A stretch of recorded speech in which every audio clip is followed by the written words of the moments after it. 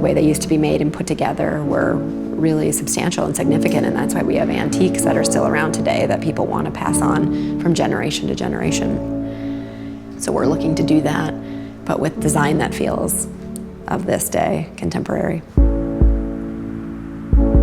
We realized that we could depend on each other, not only for emotional support that you get out of a friendship, but also for critiques in design and to help push our work forward.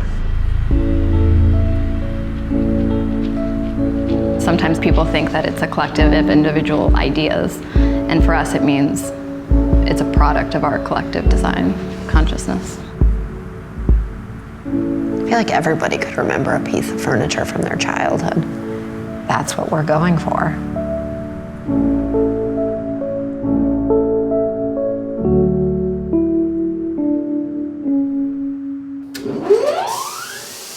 Design and craft are marriage.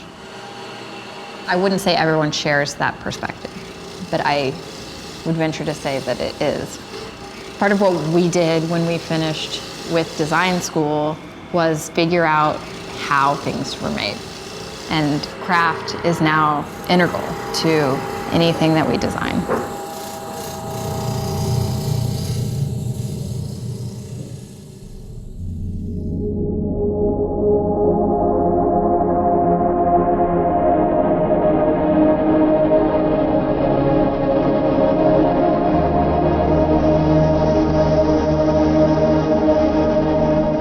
The natural quality of these materials is that they gain a patina and an age over time. It's shiny where it hasn't been touched, and it's patina where it has been touched. That tells a story about the life of that object and how it's handled over time. Why not make something contain as much as it can? Not just functional, not just a reflection of your aesthetic, but also a reflection of your time with it. That's exciting when it starts to have all those facets.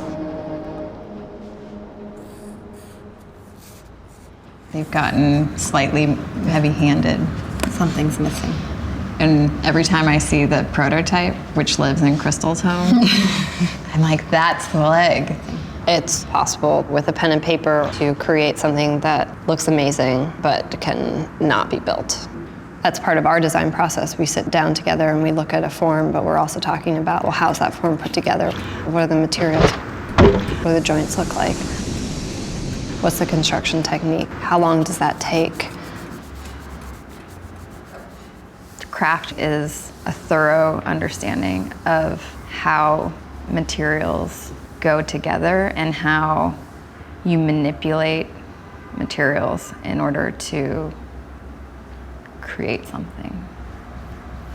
I agree, and that understanding, if it's intimate enough, allows you to be able to execute an idea exactly the way that you visualized it in your brain.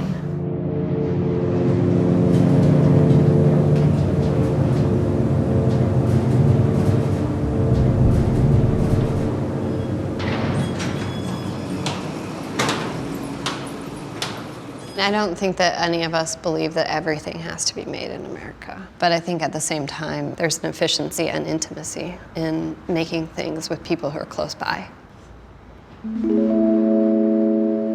This is the first opportunity that we've had to hand over production to somebody, and I don't think that we would have done that if we didn't trust their intentions and their ability to carry out our vision.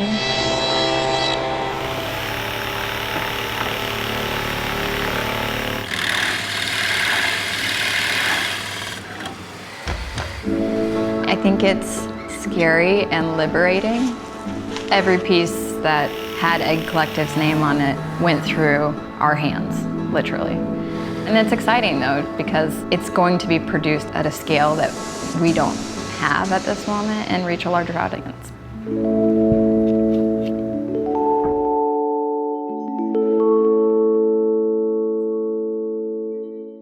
The work is an extension of us and of our perspective and of our shared vision and collaboration.